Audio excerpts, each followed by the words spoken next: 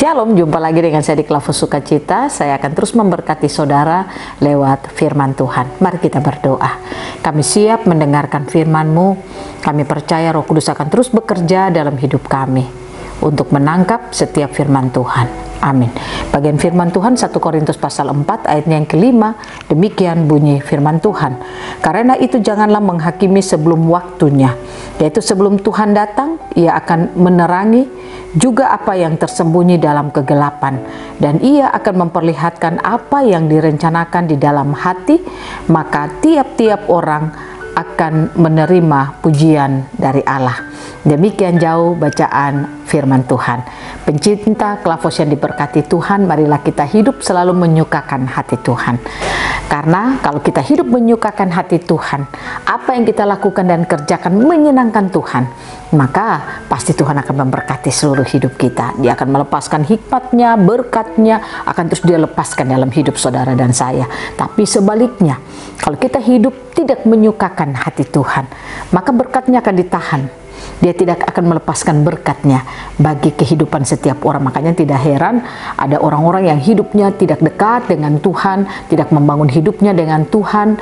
Mungkin kita akan melihat bahwa kayaknya mereka senang, sukacita, tapi di sisi lain mereka ada mengalami banyak masalah, tekanan, dan lain sebagainya. Nah, oleh karena itu saya ingin mengajak kita, mari kita membangun hidup kita menyenangkan hati Tuhan. Pertanyaannya, bagaimana supaya hidup saudara bisa menyenangkan hati Tuhan? Pastikan setiap kebenaran firman itu tersingkap bagi kita. Kalau firman Tuhan tersingkap bagi kita, maka saya percaya sikap hidup kita pasti akan berubah.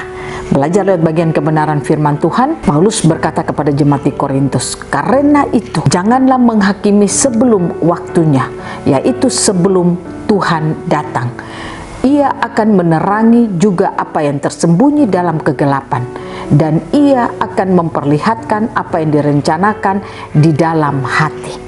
Artinya Paulus mau katakan kepada jemaat di Korintus, karena mereka memiliki kehidupan yang suka menghakimi, mereka memiliki kehidupan yang hidup di dalam perselisihan, makanya Paulus katakan kepada mereka bahwa jangan menghakimi sebelum waktunya, yaitu sebelum Tuhan datang. Ini tidak berbicara soal Tuhan datang yang kedua kalinya, tetapi yang dimaksudkan di sini artinya ketika Tuhan datang, itu artinya ketika Tuhan menyatakan hidupnya bagi saudara dan saya, ketika Dia menyatakan kebenarannya bagi saudara dan saya. Makanya Paulus lanjutkan, Ia akan menerangi juga apa yang tersembunyi dalam kegelapan. Ada banyak hal yang saudara dan saya tidak tahu dan kita tidak menyadari. Contoh, ada orang yang hidup dalam dosa tetapi dia tidak sadar kalau dia sementara ada di dalam dosa. Misalnya ada suami yang suka selingkuh tetapi dia tidak sadar kalau dia sementara melakukan yang salah. Atau sebaliknya, ada istri yang hidup selingkuh tapi dia tidak sadar kalau dia sementara hidup di dalam dosa. Atau mungkin ada banyak kehidupan manusia, orang percaya yang dia sebenarnya dia suka membenci orang, tetapi dia merasa itu biasa. Merasa bahwa ya karena dia sakiti saya jadi wajar saya membenci dia. Atau yang lain sebagainya yang sejenis dengan itu.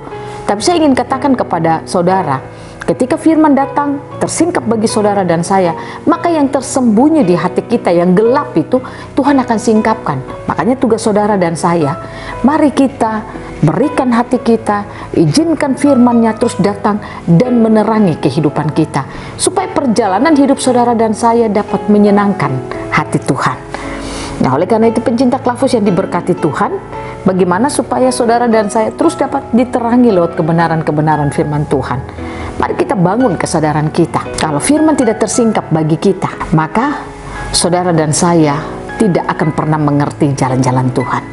Kita tidak akan pernah melihat apa yang telah Tuhan kerjakan bagi kita. Dan sudah pasti hidup kita akan selalu penuh dengan masalah. Kita akan mengeluh, kita akan hidup tidak menjadi berkat bagi orang lain, dan itulah yang akan kita jalani dalam hari-hari hidup kita. Bersungut-sungut akan kita lakukan dalam hidup kita.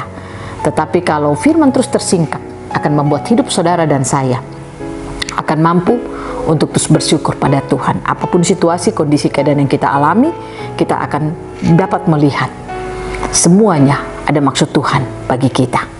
Dan berikutnya, bagaimana supaya firman itu tersingkap bagi hidup saudara dan saya? Mari kita belajar, bangun kesadaran kita akan pribadi yang ketiga, Roh Kudus, pribadi Allah yang tidak kelihatan, yang diberikan bagi kita untuk menolong kita. Roh Kudus itu ada, saudara. Mari kita bangun kesadaran kita akan Roh Kudus yang ada dalam hidup kita, yang diberikan Allah untuk membantu kita, untuk menerima apa yang dari Tuhan. Kenapa ada banyak orang masuk gereja, mendengarkan khotbah, tetapi dia tidak mengerti apa kata firman Tuhan atau khotbah yang disampaikan, atau dia membaca Alkitab, tetapi itu tidak tersingkap baginya. Kenapa, saudara? Karena dia membacanya ikut kemauannya, ikut keinginannya. Dia mau mengerti lewat apa yang dia inginkan, apa yang menjadi kepintarannya. Tapi dia lupa kalau yang bisa membuat kita mengerti firman, tersingkap firman Tuhan, hanyalah pekerjaan Roh Kudus. Oleh karena itu, mari kita bangun kesadaran kita akan Roh Kudus yang diberikan bagi kita untuk menangkap apa yang Tuhan ingin singkapkan bagi hidup saudara dan saya. Saya percaya kalau ini kita alami dalam hidup kita, saudara, maka pasti hidup kita akan terus dapat diterangi dengan firman Tuhan. Sehingga setiap saat kita menjalani hari-hari hidup kita, sukacita akan kita miliki, damai sejahtera akan kita miliki. Kita akan menjalani hari-hari hidup kita dengan ungkapan syukur. Bahkan kita tidak akan mempersalahkan ini dan itu, tetapi kita mampu mengucap syukur dalam segala hal. Tuhan Yesus menolong kita. Saya berdoa biarlah firman Tuhan akan terus membawa kita hidup dalam terang Tuhan. Kita akan diterangi oleh firman Tuhan dalam hidup kita setiap hari. Buka hati saudara saat dengar firman, izinkan Tuhan bekerja terus dalam hidup saudara lewat firman dan rohnya. Amin. Mari kita berdoa. Terima kasih Tuhan. Kami percaya ketika Kau datang, Kau menerangi hati kami, sehingga yang gelap itu akan pergi dari hidup kami. Terang itu akan menjadi penuntun pada jalan hidup kami. Kami rindu Bapa, singkapkanlah terus firman-Mu bagi kami. Kami rindu untuk hidup kami terus menjadi kemuliaan bagi Tuhan. Dalam nama Yesus kami berdoa. Amin. Shalom. Tuhan berkati kita semua.